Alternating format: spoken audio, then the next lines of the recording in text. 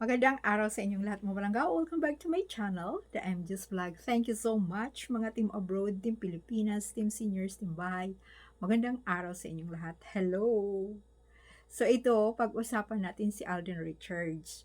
Ngayon, itong mga sarsuelistas talagang hindi titigilan dahil napaka-sweet nila ni Barbie Forteza.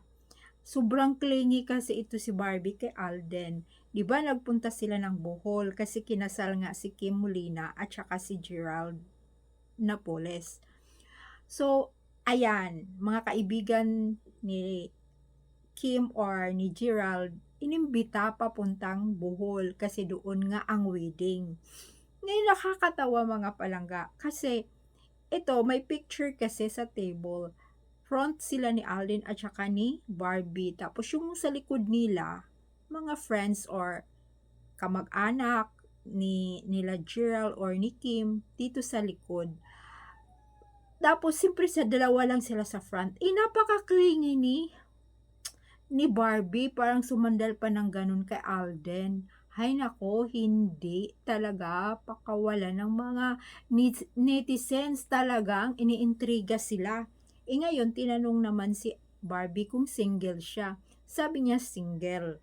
Oh, eto, sabi, single nga rin daw si Alden. Ayan na naman sila, rito ng rito. Pero sabi kong ganun, ito talagang mga sarsuelistas na to, hindi or kaninong fans naman yan, hindi titigil talaga. Talagang gusto niya talaga nilang isi-ship na naman ito si Tisoy. Kung kahit kanino ng mga babae, mag-BFF nga yung dalawa.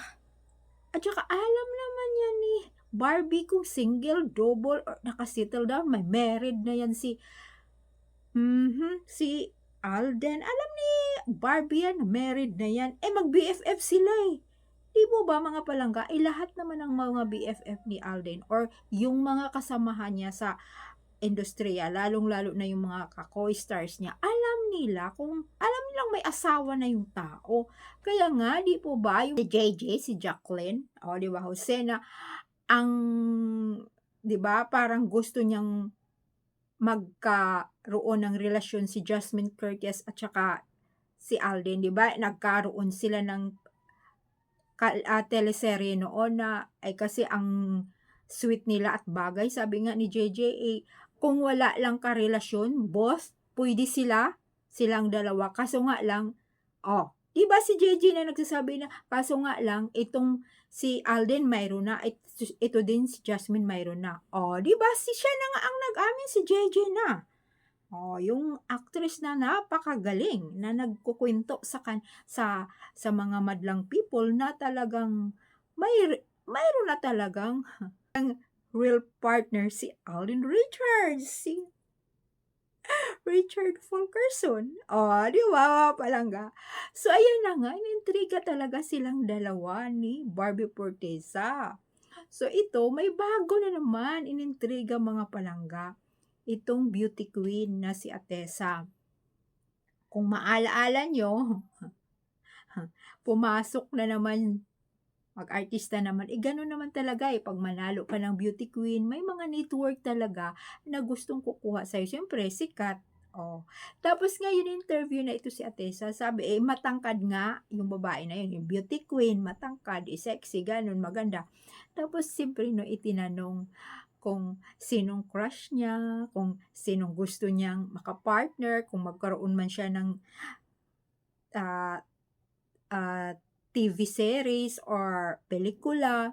So, sabi niya, naalala niya ang Aldab.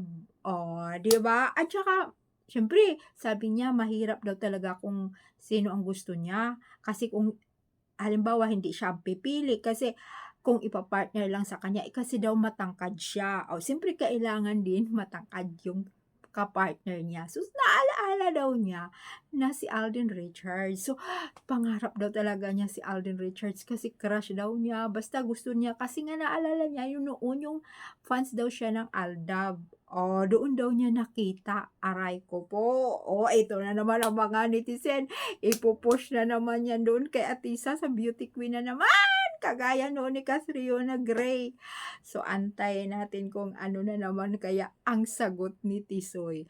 Lahat na lang na mga babae talagang isi-ship hanggang hindi pa umamin yung dalawa, yung mag-asawa. Alam niyo mga palangga, huwag kayong mag-alala, sus 'di ba may hudyat na nga. Oh, 'di ba?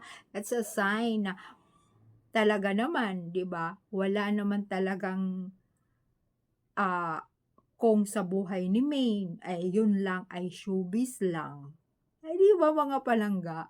At saka siyempre minsan yung mga 'di ba, thank you sa mga comments niyo, ang gagaling naman ng ating mga totoong Aldab Nation, ang gagaling ng mga kanilang mga comments, wala akong masabi.